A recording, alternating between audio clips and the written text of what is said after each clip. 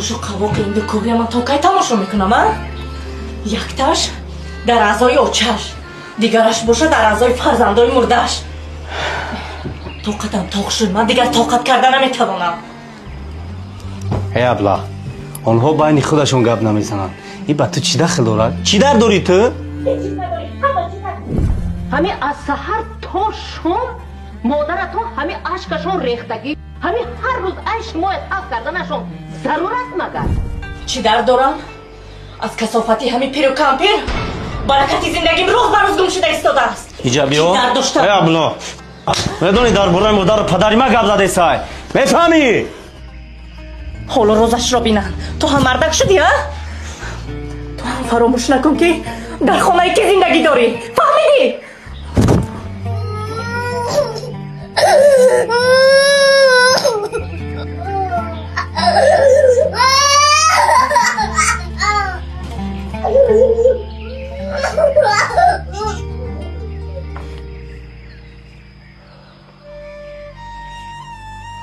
مادر شما چیکار کرده ایستادن؟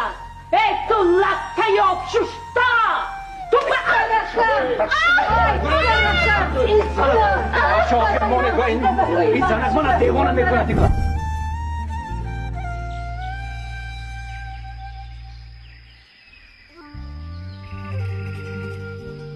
اینا من یک بار دیگر پیشت میگذارم. سفر بید خواهی که ای وظیفه، ای خونه، ای ماشین، ای زن و فرزند نمونی، چیکار کردن تو خدا میدونی.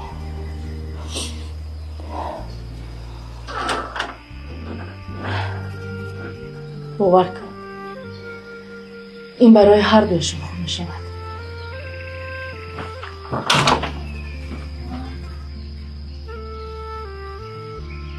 رمضان خیز تیار میشویم.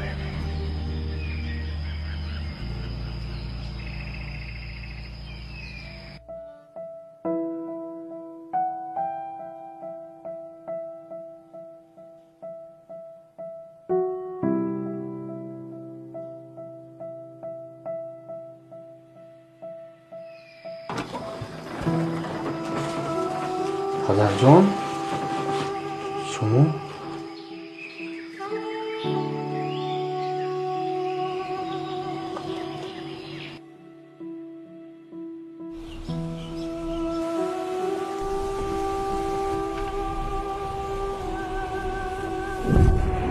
چه؟ ما بندازیم فراموش نکنی پسرکم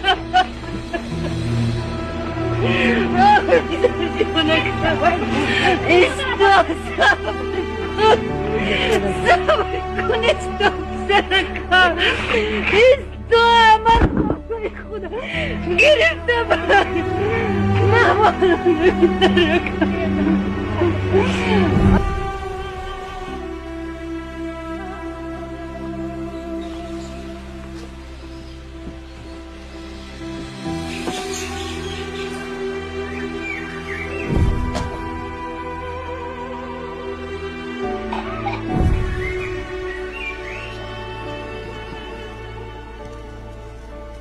دکتر جان خواهش میکنم ما رو در پلاتای 13 جای دهید.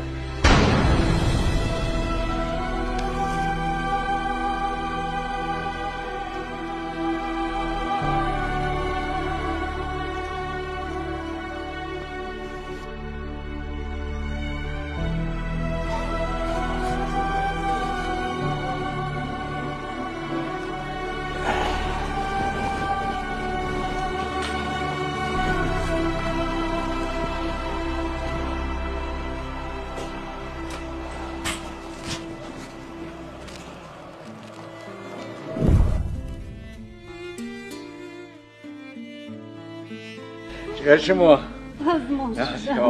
لازم نه آنچه گیره بدن شیلا کن آچه جان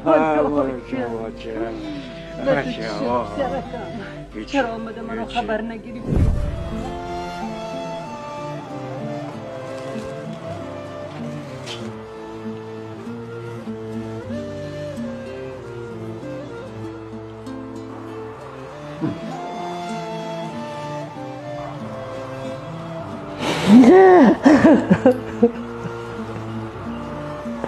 خاله جانی خشرم های جانم خاله جان آرام شوید شب تمام آرام شوید همش خوب است اینجا بینید چقدر خشرم نگاه میکنن شرایط بینید چقدر شرایطی نفس اینجا بینید چقدر نفس لب دریا هوای تازه خیر بچه جان با شما روی سفید ما با رمزا با روی آخر ما رسیدیم فقط نبیره ها رو احتیاط کنید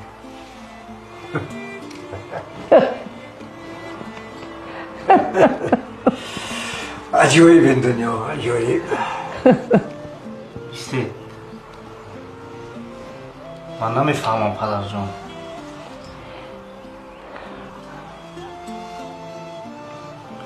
در اینجا چی گپ هست؟ با چه شما خانه 13 گفتید؟ شما پیش در اینجا بودید؟ این قصه دور و دراز است ما رمزا این تخمی را 30 سال پیش کاریدیم ولی امروز میوهش رو چشیدیم من به گپ رمزا در آمدم به گپ بچه در آمدم او رو آوردیم بیچه از فراق ما از فراق نبیرهاش داره میخونه جان داد من رزیل که در جبا سرشته بودم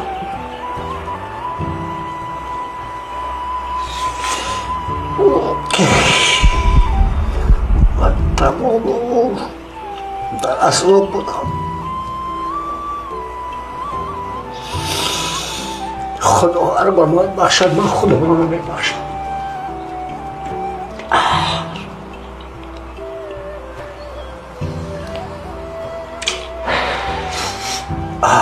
زندگی همش خیلی تلخ بود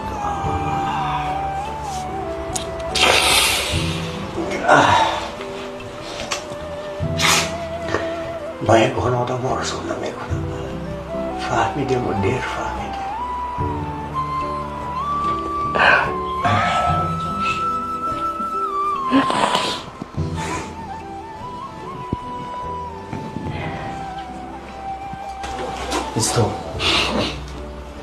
تو اگر خواهی میتوانی بروی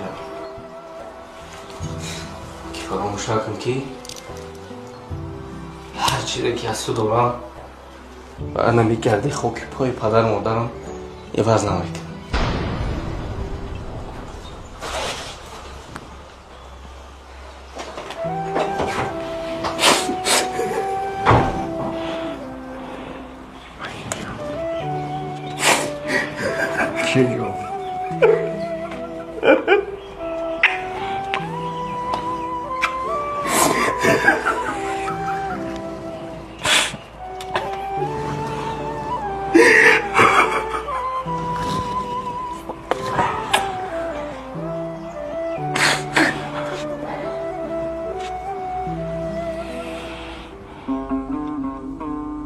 عجبا به مردم چی شده است چرا در این دوران سیری و پوری مادران فرزندان خود را فرزندان والدین خود را به بیکس خانه ها می سپارند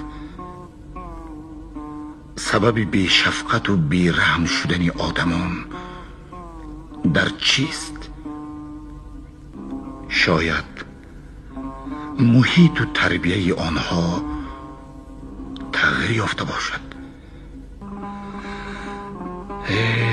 بی حرمتی بی اعتنایی دغلی سردی بی شفقتی نسبت پیران تعامل اجدادان ما نبود